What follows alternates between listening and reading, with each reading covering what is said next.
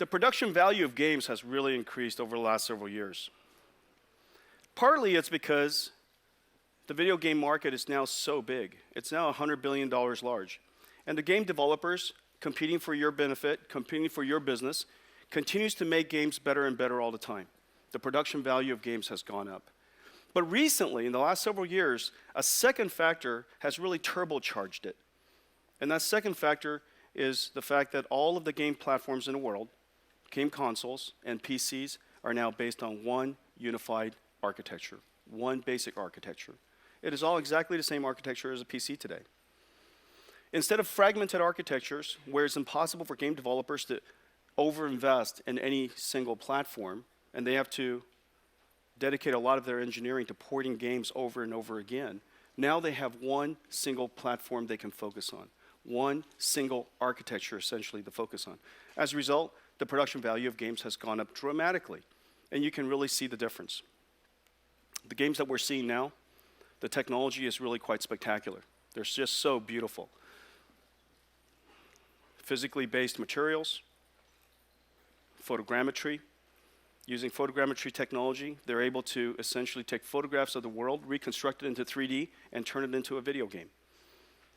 Atmospheric lighting, particle effects, incredibly large worlds, really, really rich geometry, ray trace shadows, soft shadows, high dynamic range lighting.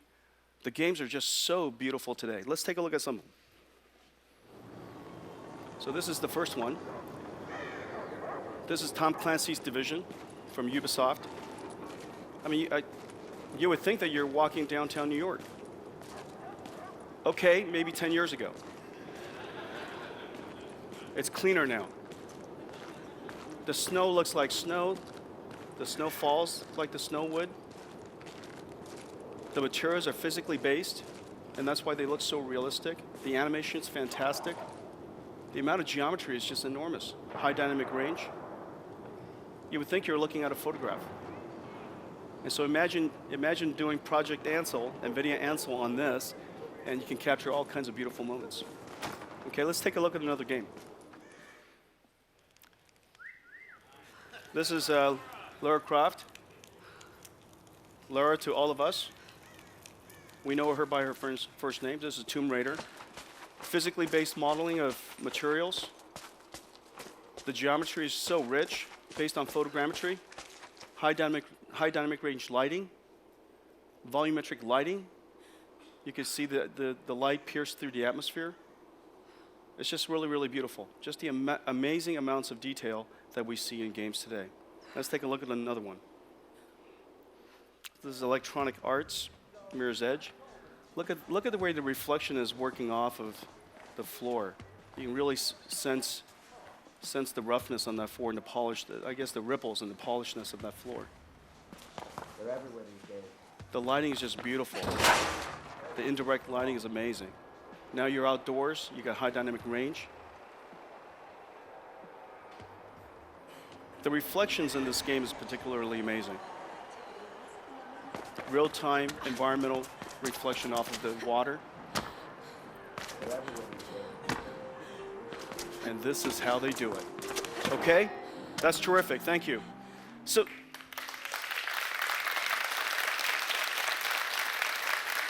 this just gives you a small taste of the amazing quality production value of games today. Everything you were looking at just now,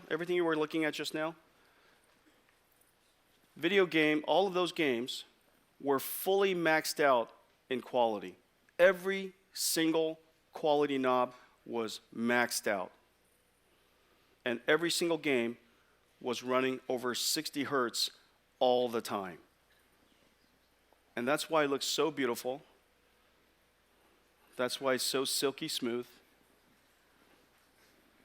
That's why it brings so much joy to all of us.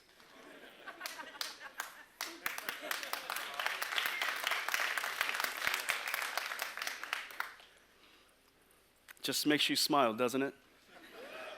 Just makes you smile. All of those games were running on the NVIDIA GeForce GTX 1080.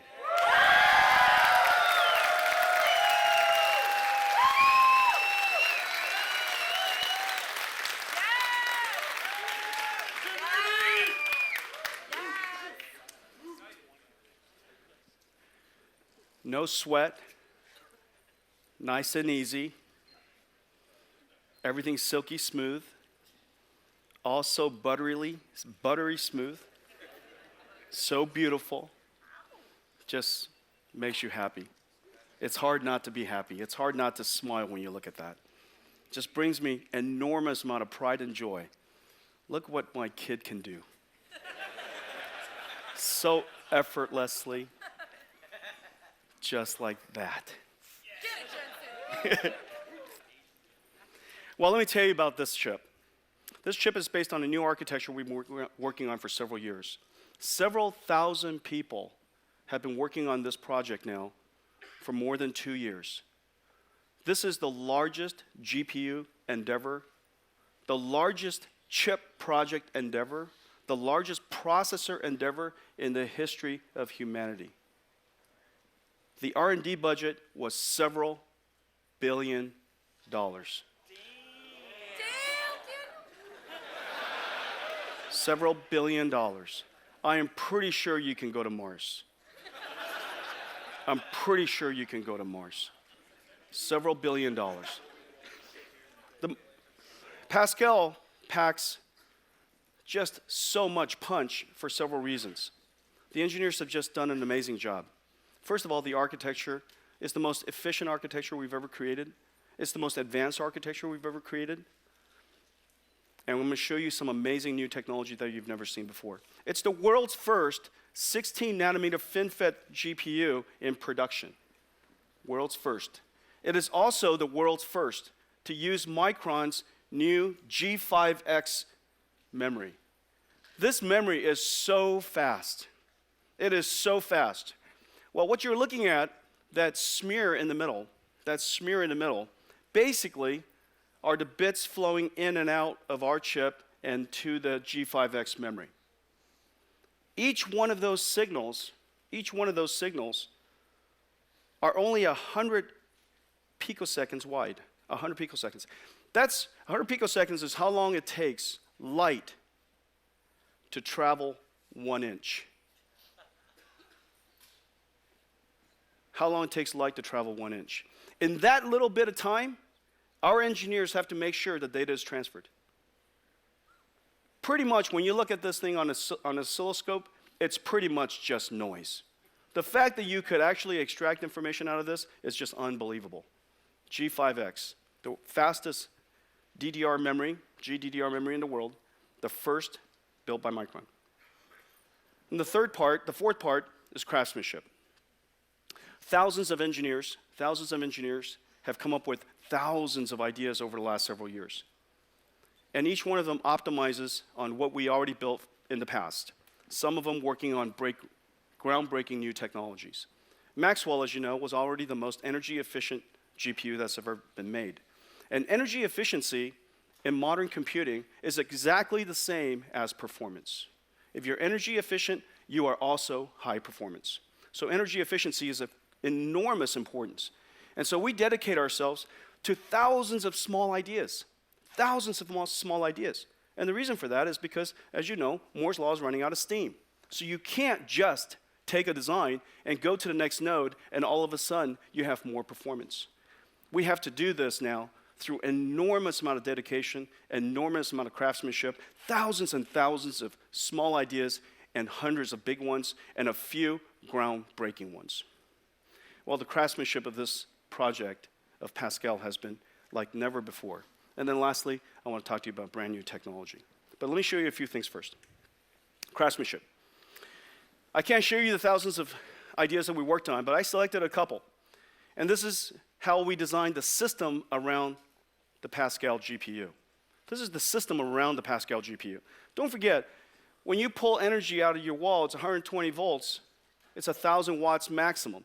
However, we take that AC power, we reduce it down to DC, and it's now 1 volt and nearly 300 amps. And that 1 volt and 300 amps is being delivered at multi-gigahertz. And so the switching power supply design is incredibly hard to do. This is probably one of the most complicated, most artful, most advanced switching power supply that humanity does today. Well, your goal is this. With the billions of transistors that are switching at a few nanoseconds apiece, our goal is to deliver essentially a DC power. That DC power can never change. Independent of whether it's Tomb Raider running, or Excel running, or Division running, a big explosion, Minesweeper. It doesn't matter what you're running, it has to deliver that clean power. And whenever we don't deliver clean power, you lose performance, you lose energy efficiency, you lose everything you fought so hard to do. So the delivery of clean power is incredibly important. The white line is the last best in the world. The white line. And basically, that envelope was Maxwell.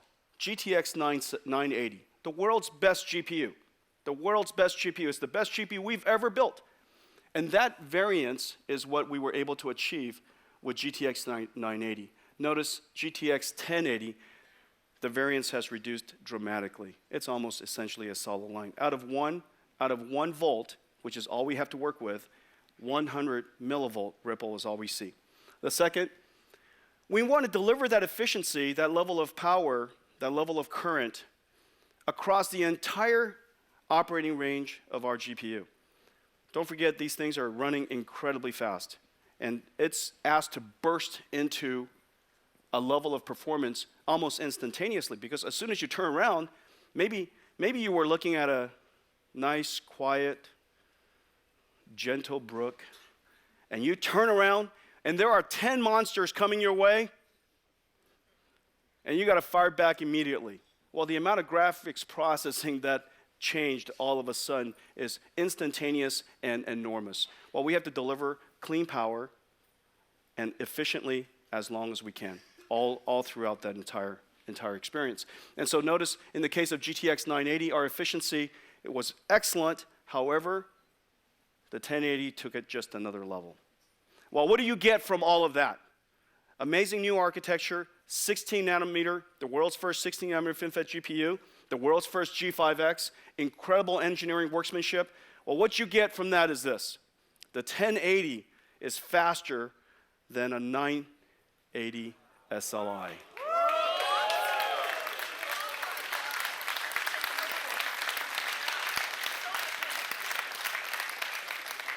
.1080 is faster than 980 SLI. But a 1080 is way faster than the fastest in the world today. The 1080 is even faster than a Titan X. And you got to ask yourself, right? How much faster? How much faster?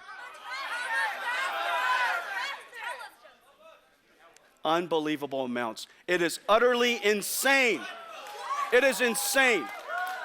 The 1080 is insane. It's insane. It's almost irresponsible amounts of performance. When all of it came together, let's face it, we designed it to do that. We wanted it to do that. We invested billions of dollars so that it could do that.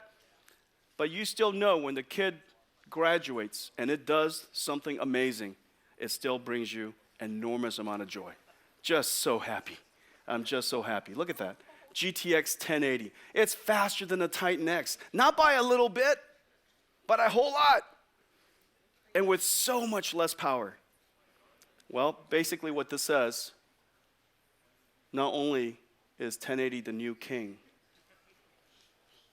the Pascal family is going to be pretty amazing.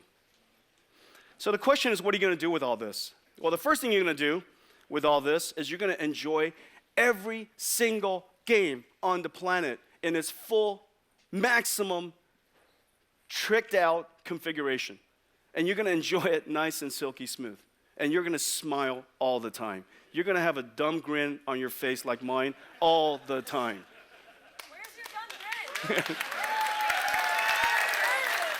All the time. All the time. But what else can you do? What else can you do? Well, we have a special treat. I love this man.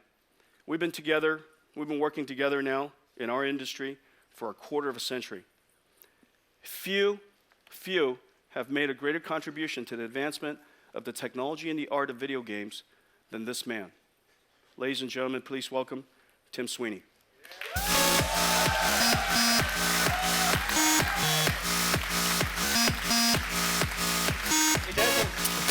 It's great to see you. Now, you don't get an introduction like that every day, brother. Yeah. Paragon. What is Paragon? I don't know what you. I don't even know what you're talking about. I don't. Are you one of the early adopters, early previewers, game testers of Paragon? All right, you're the man. All right. So anyways, we could talk about all kinds of stuff. We could spend here. We can talk all night. And then tonight, after this, we will talk all night. I mean, there's so much that's happening in the game industry. I mean, one of the first things, of course, 25 years ago when we first started both of our companies, and we were trying to revolutionize gaming with PC gaming. There was a lot of technology to create. There were a lot of issues in the industry, but we worked through an enormous amount of it. So the one thing that you and I really share, and is our belief that the PC gaming platform is an open platform, is one of the reasons why innovation happens. You know, could you? What do you think about that? Yeah, absolutely. You know, it's the openness of the PC platform that's made it the center of innovation for the entire technology industry for at least 30 years. The GPU revolution started right here on PC before DirectX even, with OpenGL and its predecessor libraries. The VR revolution now is being driven on PC, where the open architecture means that you can combine NVIDIA GPUs and VR headsets from multiple manufacturers together, and everything just works. It's an awesome platform, which means that developers from a wide range of industries with a wide range of games and different tastes can all contribute to it in amazing ways. It's the world's best platform for all kinds of gaming, whether it's MMORPG, whether it's first-person shooters. It's going to be the best platform for VR. It's just the best platform for a lot of different things for that very reason. That the entire world, the smart engineers of the entire world, can all contribute to making that platform better. And because it's wide open, it allows all of us to innovate at will. Yeah, absolutely. And at every point in history, PC has always had the absolute best graphics hardware available. That's an important point in the progress of the industry. And it improves every year, thanks to you. Thank you. And so, but if not for Unreal Engine, all of that horsepower would be in the car, and nobody would be able to enjoy it. And no, you know, it is really not an understatement. And I think all of these people in the audience would surely agree that if not for the Unreal Engine, computer graphics today, gaming graphics today wouldn't be nearly as beautiful, nearly as advanced as it is. Thank you. And so Tim, we're here to talk about, and you and I haven't spoken yet, and I'm dying to know what you're going to say. And we just never rehearse. That's our thing. And so we got to just talk on stage. I mean, the thing that I'm dying to know is what are the things that you can do when you have graphics performance like a 1080 and you have capability like Pascal? What are the type of things that we can look forward to in terms of the future of gaming graphics? Well, you know, this new level of performance you're delivering really bridges the gap. You know, historically, there have been two branches of the computer graphics industry. There's been, you know, world-class photorealistic movie quality CG rendered offline, you know, at hours per frame on these very high-end server clusters. And then there's been real-time graphics powering PC gaming. But we're at the point now where we can ask, can we not have both? And so here I'm looking at something that is a photograph. I mean, it's an amazing photograph of I think this is what you guys do with your. This is a character study. This is how you guys designed the characters of Paragon. Yeah, that's right. You know, Paragon is the new MOBA from Epic Games that combines the classical elements of MOBA gameplay with very high quality graphics. And as we go about designing new characters, we create these visual prototypes to ask, what is the absolute best visual fidelity we should strive for as a team? We do a lot of these experiments. They're often running at 1 or 2 or 5 frames per second. And we ask ourselves, what is possible? And then we strive to achieve that in real time. And this is what this is? This is a character study of something you can do in 1 or 2 or 5 frames per second. And so what are some of the special effects that we're looking at? I mean, how did you guys, this looks amazingly beautiful. What makes it beautiful? Well, we're seeing a very realistic material model, a physically based material model that simulates the microscopic interactions between light and the properties of a material. So you get really nuanced appearances to the metal on the character's armor, and the light transfer through his skin, the shading on the hair, and all of these other physically based effects, which we now generate not by just sitting down and winging it, but we actually study real objects in the real world, hair of real people, skin. We go out with photogrammetric utensils, little light meters, and all sorts of other devices, and actually measure the real world. And then we iteratively improve what we have in the engine until we've actually matched it and achieved it. So physically based materials, we're looking at the skin shader. Obviously, our skin has permeability, so there's this notion called subsurface scattering. Light comes in, picks up on some of the tint of your blood and your flesh, and then it scatters in all kinds of directions, and it gives you that lively look instead of a chalky, cartoony look of skin. The cloth is materially, physically based, and looks like cloth. And the thing that's really, really cool is it's just the shiny material looks so real. It just looks so incredibly real. And so this is something that today, of course, we can't enjoy in real time. However, it sure would be amazing if we can enjoy this someday in real time. Yeah, perhaps someday you can create some GPU technology that will make it possible.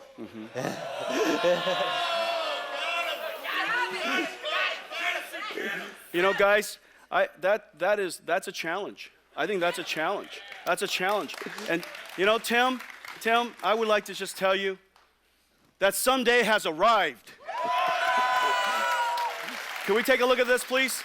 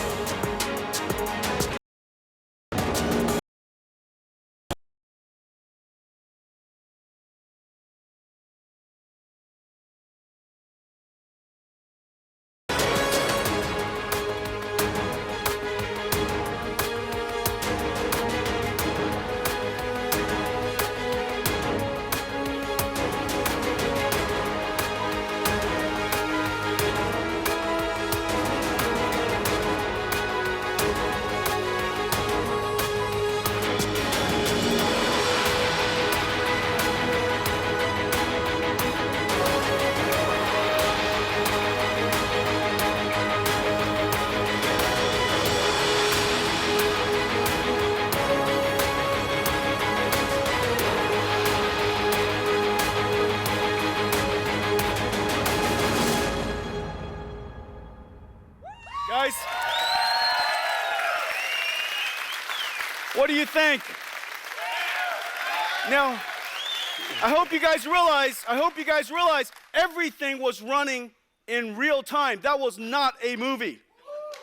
That was computer graphics generated in real time, courtesy of the amazing team that Tim leads at Epic. This is the future of graphics, available today. Available today. Thank you, Jeff. Thank you, team. Good job, Tim.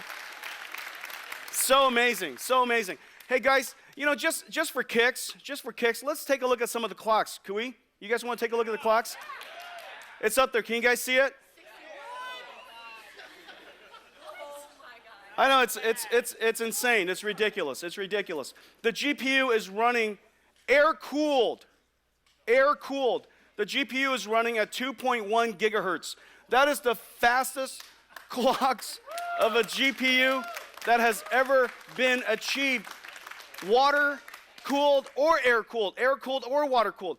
I think the only faster is a Maxwell GPU immersed in liquid nitrogen. And only barely. And only barely. Because of the amazing craftsmanship, because of the engineering that has been done on this product, its overclockability is just incredible. And look at that. It's running at just a nice, cool as a cucumber, 65 degrees C. 67 degrees C. You guys added 2 degrees to the room. You guys, all of you added 2 degrees to the room. Incredible. The invention of the GPU, as Tim was saying earlier, the invention of the GPU, the invention of programmable shaders, has taken computer graphics to just an amazing level. The technology is just really quite amazing today. And notice just the amazing beauty that you see. It's so realistic. Tim and I were up here talking just now, and frankly, we believe that in the next couple of years, we're going to leap across the uncanny valley. That it's possible for us now to recreate humanity, recreate human characters in a way that is not only realistic, but utterly attractive. And so this is quite an amazing time with computer graphics. But there's another revolution that's happening. There's another revolution that's happening. And it's really, really a big deal. Just as we invented programmable shaders and GPUs and has enabled this level of computer graphics and realism, there's another revolution that's happening, and it's revolution of displays. Resolution of displays is going up. The color depth of displays is going up with high dynamic range. Displays can now be curved. Displays could be put into a dome. There's all kinds of display technology that's happening. HMDs, VR HMDs, and also all kinds of other displays, whether it's lenticular displays, whether it's light field displays, holographic displays. There's all kinds of display revolution that's happening. Augmented reality, VR, all kinds of stuff. And what is in common with all of them is the ability, the need to be able to multi-project, to project a particular scene into all kinds of displays, into all of its displays, and to project a particular object into multiple eyes at the same time, into stereoscopic at the same time. The ability to project one scene into multiple monitors is just not the way 3D graphics was designed. The way 3D graphics works today, you have a 3D world, this virtual world, the 3D world, and we see it in a perspective view projected through a viewport that ultimately represents our canvas, our monitor. And so we see a 3D world, it gets projected in a perspective way through a viewport, and we see the object. And we see the object in 3D. But in the final analysis, what you're looking at is a 2D image. It's just a moving 2D image. And that 2D image is so beautiful, and it's behaving in such a realistic way that it appears to be 3D. It's mathematically in 3D, it's projected into a 2D display. Well, this has some limitations because this particular pipeline really can only handle one viewport at a time. And so what we've done is we've created a whole new part of our system. We call it the simultaneous multi-projection pipeline. Now what we're doing from now on, our GPUs will be able to simultaneously project the 3D world through 16 independent viewports that can be controlled independently. 16 viewports with independent projections from 3D to 2D, and then composite it in a way that you desire so that we can enjoy it in all kinds of interesting display technologies. Okay? So simultaneous multi-projection. Not only is it 16 independent, it could be projected into stereo simultaneously, all in one pass. Now there's an alternative to doing this. There's an alternative to doing this. We can actually render each one of the viewports independently. So that's one obvious way of doing it. We could render stereo one at a time and therefore lose half of the performance or require twice the number of GPUs to do so. Okay? And we do that on a regular basis today. However, with this new system, whatever is rendered in in the world can now be projected into 16 independent viewports, which can be controlled independently, and we can also simultaneously project it into stereo. So the question is, what can we do with that? The question is, what can we do with that? Let's take a look at the first application. So the first application is this. So let me before I show you, this is what, notice, this is, you see the viewport that's surrounded by the green lines, the 3D world, the virtual world, okay, the mathematical three-dimensional world are the 3D objects up on top. And you're looking at it through this viewport and it's transforming it through this viewport in a perspective correct way to the camera. To the camera. This is a virtual camera, and conceptually that's where you're sitting. Conceptually that's where you're sitting. And so now you're looking at the world through this viewport, and that world is a 3D world. However, if you would like to, well, hey, Tom, can we do this? Can we move it around? Let's move that viewport around.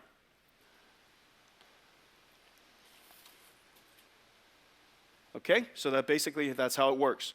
You're looking at a viewport. This is the 3D Graphics 101. Okay, 3D Graphics 101. And basically every single GPU today, every single graphics pipeline today has one of those viewports. And because it makes perfect sense, because that viewport is basically our screen. Okay? Now, one of the things we like to do is we like to have a much larger field of view. We want to see a lot more. Okay? And so we buy a couple more monitors, and we have multi-monitors, and we now connect it into this view. Now, you sit at this multi-monitor. Now, the monitors, people who like to do this also enjoy large monitors. And so now you have a 32-inch monitor, 3 of them, and pretty soon, when you want to look left, you got to look over there. You got to look right, you got to look over there, and you can't see both sides of it. And the monitor spans basically your entire bedroom. And it's kind of not the point. What you really want to do is you want to have essentially a virtual surround system. You want to be able to have the graphics, the world, wrap around you. And so let's do that, Tom. Let's wrap the displays around you. Now, notice now the displays are now wrapped around you. However, don't forget, the original perspective correct projection was done with the monitors that were flat. And now that you've warped the monitors around you, that monitor, the image that's projected on it is now wrong. And that's why when you guys enjoy World of Warcraft in that amazing 4K display, and you see your entire kingdom right in front of you, right? When you wrap that display around you, it looks warped. When you're driving a virtual driving simulator or you're racing and you have surround displays, all of the cars that go by are kind of distorted somehow, and it just looks terrible. Okay, the only thing that you're getting out of it is you're getting that, if you will, blur in your peripheral vision, and you get the sensation that you're in that world. However, everything is actually wrong in the 2 other displays. And so there's an answer for that using multi-projection technology, because we can project into each one of those viewports independently with independent projections. We can make it look right. Okay?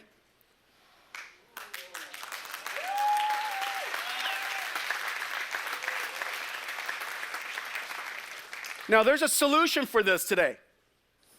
Just buy 3 graphics cards.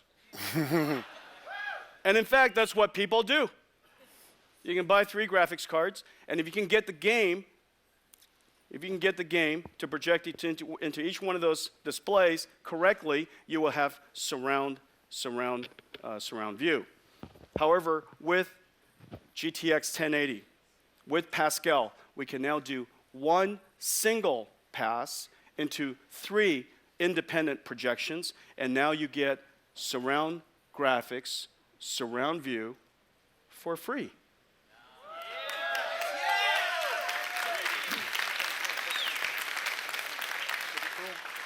And I can't imagine a better price than free. Unbelievable, okay? So, one benefit of multi-projection. Independent viewport projections, all done simultaneously, no performance degradation. Well, let's see this in action. Okay, well, Jensen, the best way to really take a look at this is to take a look at it in an application. So what you're looking at here is a monitor that we've got in the back here, and it's exactly the traditional way you'd see the game on a single monitor. But Sean, if you can rotate to the right, slowly pan to the right. What you're seeing here, go ahead and stop right there. A little bit further to the right, sorry. This is the way games look today. And Jensen, what you can see is on the floor, there's that very clear. So can I show you guys? Just stop for a second, Sean. So Tom, stop for a second, okay? Sure. Can I just show you? You see this right here? That right there? That looks wiki wonky. That's a technical term for that's wrong. That's a technical term for that's wrong. That is clearly wiki wonky. Okay, now the way to solve that, of course, this was originally projected into 3 panels that were all planar. And so the original projection is actually correct. And if you sat in the middle of that projection and you look out to that far corner, it actually looks correct, and it actually is correct.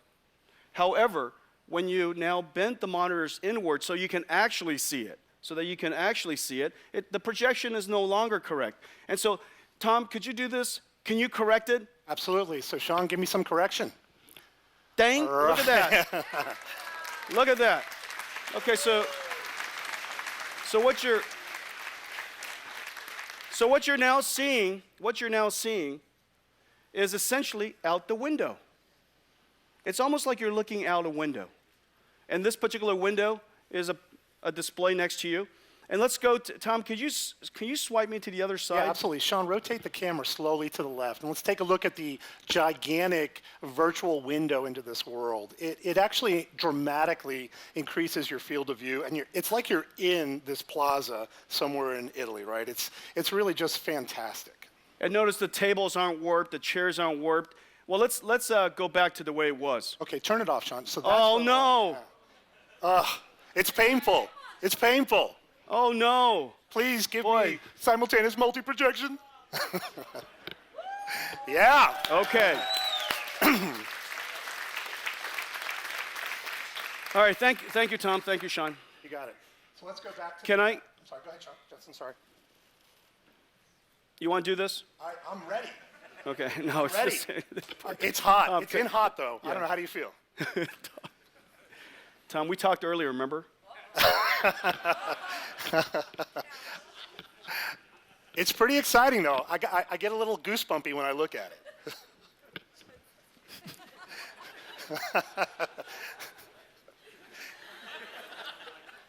Is this on the internet? All right. So Jensen, Tom, I know you know what you're looking at. Tom, Yeah. Fish, is it me or is it?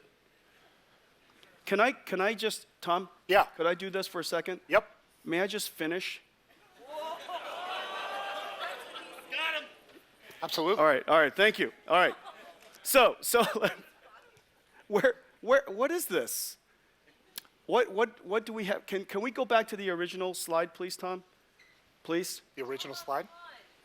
The way, go back to the slide. The slide. Okay, so now we have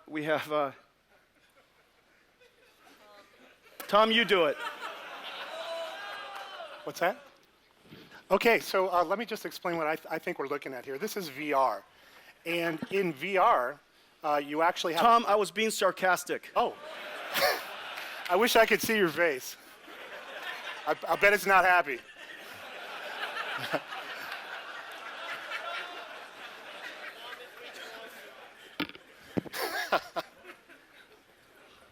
Guys, Okay, I'll be right back. Hey, Tom. Hey, Tom. Yeah. We talked, remember? Yep.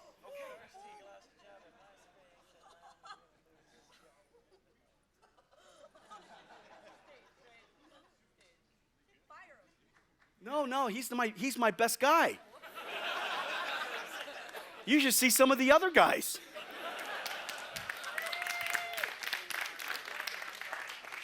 Okay, so can I? So we saw multi-projection into 3 displays, and the fact that we could display into those, project into the three displays, 3 viewports, and be able to independently control them allows us to fixed the warp, the distortion that otherwise would have existed. There are other ways that we could use simultaneous multi-projection. So for example, if we're in VR, okay, if you can just go to the VR but don't do anything, please. Tom, if we can go to the VR configuration, but please don't do anything. No, not, well, how's this? Without the lens, there you go.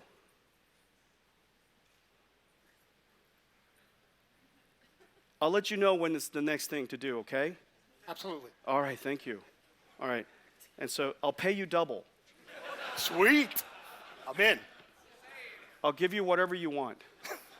Just let me finish my job before DreamHack actually starts. Okay, so this is using multi-projection of the same world now into two eyes, okay? Now, when you're seeing something in stereo, of course, you see two different projections. Now, why this is really valuable, now, before I tell you why this is really valuable for us to do the independent viewport control, the way that you enjoy VR is you put a lens, because your eyes are so close to the display, you can't focus on it. And so you put a lens in front of it, you put a little lens, it's like a magnifying glass, and now you can enjoy the display that's literally an inch away from your eyes, and you could look at that display. However, as you know, all lenses have distortion. All lenses have distortion. And so let's go ahead and put the lenses in. And so I was hoping to see distortion.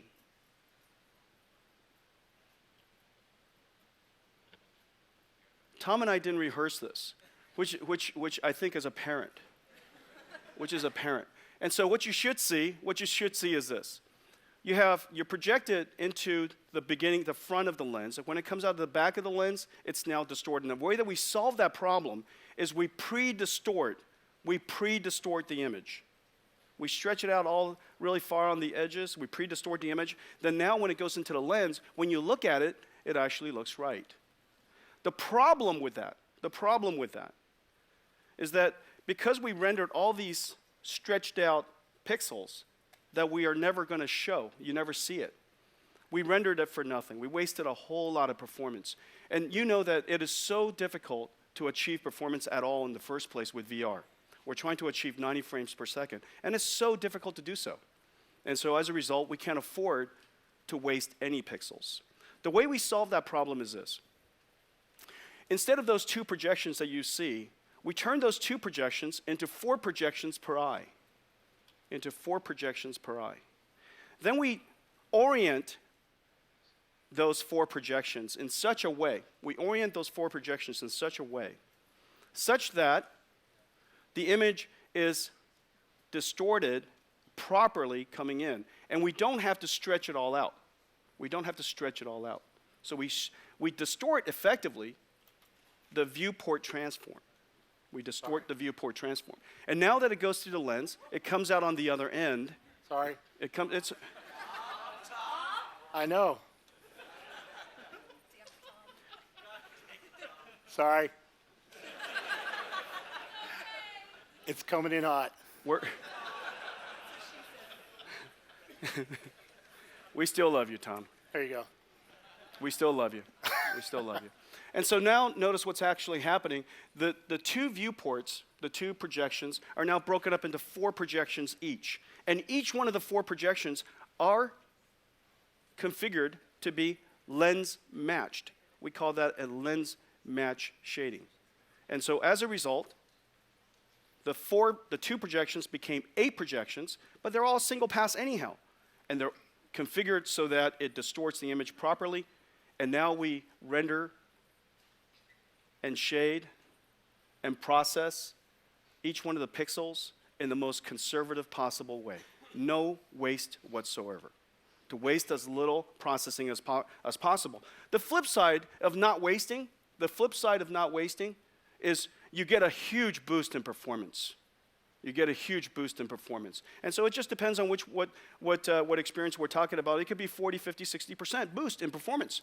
And so here you are, you have GeForce GTX 1080.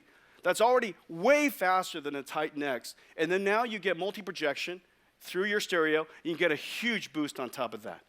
You get a huge boost on top of that. Well, as I mentioned earlier, not only do we get multi-projection on 16 different viewports, all configured independently, all in one pass, all done in the pipeline, we can also project to both eyes in stereo in one pass. We can also project in one pass. And so let's take a look at the implication of that. And so now you're looking at a particular experience. This is VR experience. And this is a very, very, very lovable monster. It has an enormous amount of geometric complexity. The more geometry you have, of course, the richer the character looks. The more geometry you have, the more lighting you have to do, the more shadowing you have to do. And so the amount of processing is actually quite significant. You know, remember, you're running this on a 1080. This is now the fastest GPU in the world. You're running on a 1080. And now, it's, as you can see, there's a little bit of stuttering. Let's take a look at the frame rate counter, please. This is on a 1080 running about 60, 70 frames per second. Now, 60, 70 frames per second is really, really fantastic, but not in VR. When you're in VR and you want to see everything in 90 frames per second, 90 frames per second so it's silky smooth so that the latency is as short as possible, any stuttering really gives you a little bit, you know, kicks you out of that sensation of virtual presence. And so you really can't afford to have any stuttering. Now let's turn on single pass stereo.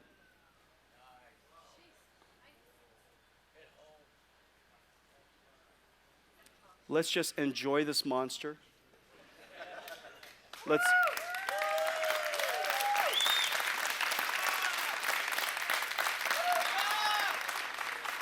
Let's just enjoy the presence of this monster. She's so beautiful. Could be a he, could be a she. No, I would not call this Tom. Hey, Tom, I'm not doing this. This is the audience. It's the audience. 96 frames per second, single pass stereo, unbelievable. All of this because of multi-projection. Ladies and gentlemen, simultaneous multi-projection.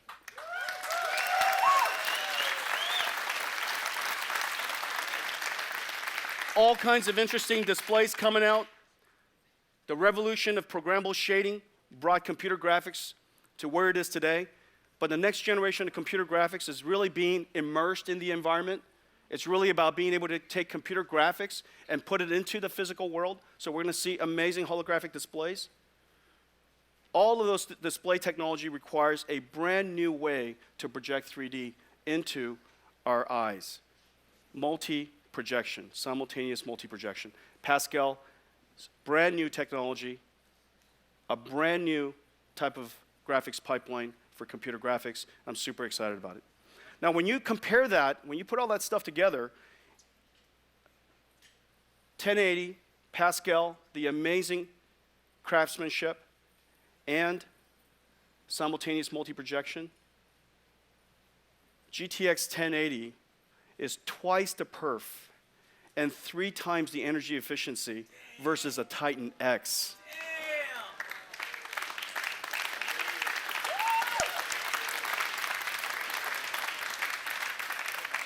Twice the performance of a Titan X, 3 times the energy efficiency, and crazy amounts of overclockability.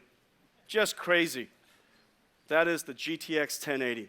We're so proud of it. I'm so proud of all the engineers that have made it possible. We made a small video for you. Let's run it.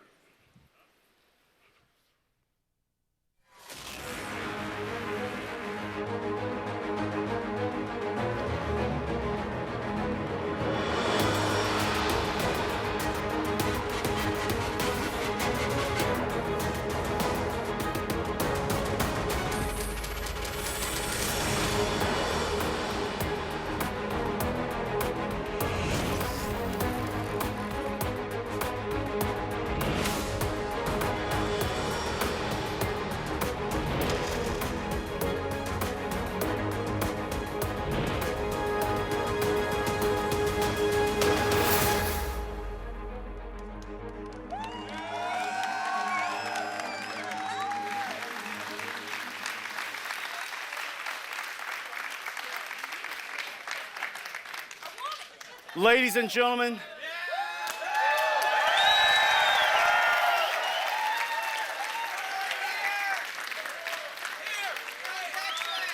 the new king, GTX 1080.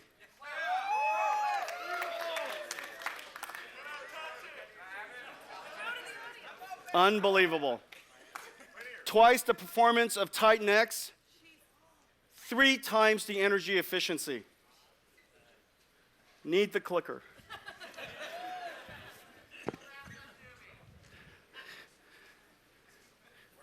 Everything's going so smoothly tonight, everybody. Unbelievable. Twice the performance of a Titan X, our $1,000 flagship product today. 1080 is twice the performance and 3 times the energy efficiency. Ladies and gentlemen, the GTX 1080.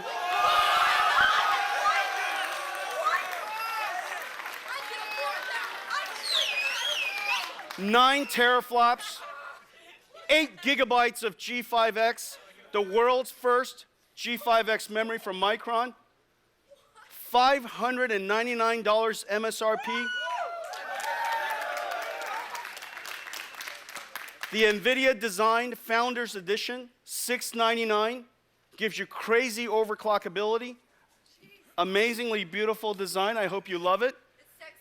Twice the performance of Titan X and 3 times the energy efficiency. General availability around the world, May 27th.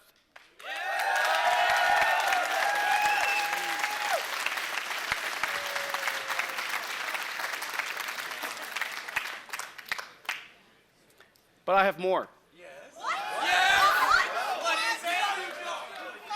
GTX 1070.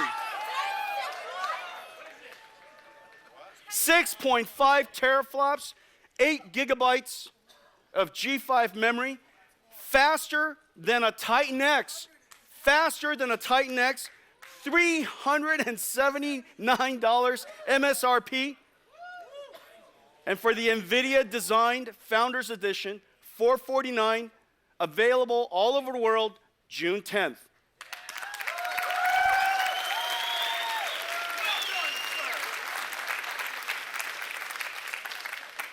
The best GPU architecture we have ever created, the best GPUs we have ever designed. This is really, really a special moment. So that's it. We talked about 4 things today. Our mission is to build computing technologies for the most demanding users in the world. For gamers, for designers, for artists, for scientists, for dream hackers. Today, we're so happy to take it to the next level. This is the work of several thousand engineers, almost 3 years, billions of dollars of R&D, and we announced 4 things. The world's first in-game camera system. Do you guys love it? NVIDIA Ansel. A major upgrade to VRWorks, including physics, including physics-based haptics, and very importantly, the world's first real-time, physically modeled acoustic simulation engine, VRWorks Audio. The second announcement, VRWorks major update. And so that we can all celebrate and enjoy it, we've created a VR experience. It's going to be available on Steam, and we're going to, as soon as we release it, we're also going to open source it so that we can all make it amazing.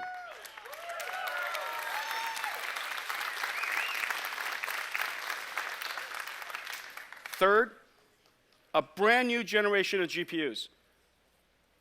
A new generation of architecture, Pascal, the best that we have ever made, the best GPUs we've ever designed. Today we're announcing the 1080 and the GTX 1070. And lastly, a brand new revolutionary graphics technology called simultaneous multi-projection. Allows us to take graphics into all kinds of cool new display technologies so that we can enjoy it, whether it's in surround with the correct perspective projection or with incredible performance in VR. And there are so many more new projector technologies and display technologies coming. Pascal is going to be ready for all of that. So that's it, everybody. Have a nice night. Welcome to DreamHack.